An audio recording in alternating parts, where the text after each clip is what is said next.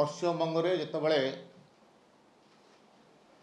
निर्वाचन प्रचार होउथला प्रथम फेज रे से समय आम देखीचु जे भारतीय जनता पार्टी सभा मानक प्रधानमंत्री सभा हो, गृहमंत्री सभा हो, राष्ट्रीय अध्यक्ष सभा हो,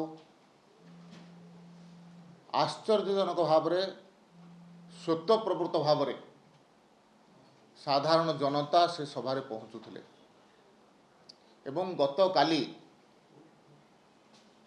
भोटिंग परवर्ती अवस्था रिपोर्ट देखिला परे एवं भोटिंग समय जो प्रकार भाव में घंटा घंटा धरिक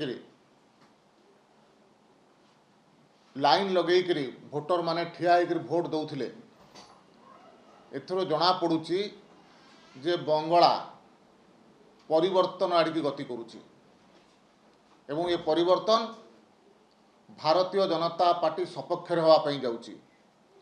ये परिवर्तन सुशासन सपक्ष होगापाई जाउची। ये परिवर्तन ममता बानार्जी दीर्घ दिन कुशासन को अंत करिवो एवं भारतीय जनता पार्टी नेतृत्व में बंगरे 2/3 संख्यागरिष्ठ नहीं भारतीय जनता पार्टी सरकार गठन कर। देखो बंगर निर्वाचन को जो मैंने पाखर देखी से माने अनुभव करें जे बंगवासी कुप्रकार भाव में परिवर्तन मुहा से साधारण भोटर टे बंगरे दीर्घ दिन कुशासन विरुद्ध रे से मत व्यक्त करुले एवं भारतीय जनता पार्टीर 12 वर्षर सुशासन को देश से माने अनुभव करिसेंती। से दृष्टि मोदीजी सहित रही भारतीय जनता पार्टी सहित रही बंगवासी संपूर्ण रूप में मन बन सारी एवं 2/3 संख्यागरिष्ठता नहीं भारतीय जनता पार्टी निश्चय से जगह सरकार गठन। देखो अनेक अंश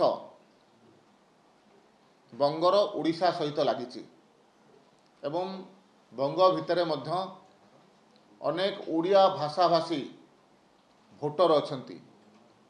अनेक ओडिशावासी तांकर जीविका पाई मध्य बंगेरे अछंती। अनेक बंगवासी तांकर जीविका पाई मध्य ओडिशा रे अछंती एवं सांस्कृतिक दृष्टि ओडिशा एवं बंग भितर गोटे भल संपर्क रही परस्पर परस्पर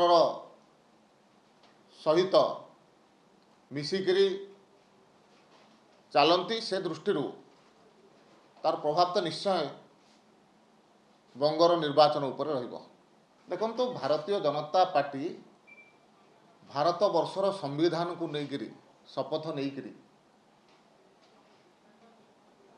सरकार को आसी एवं भारत वर्षर संविधान आधार रे जो दिन जातीय पंचायत राज दिवस से दिन को आमे पालन करुचु एवं ओडिशार समस्त महापुरुषंकर जन्मदिन प्रति आमे सम्मान रखुचु।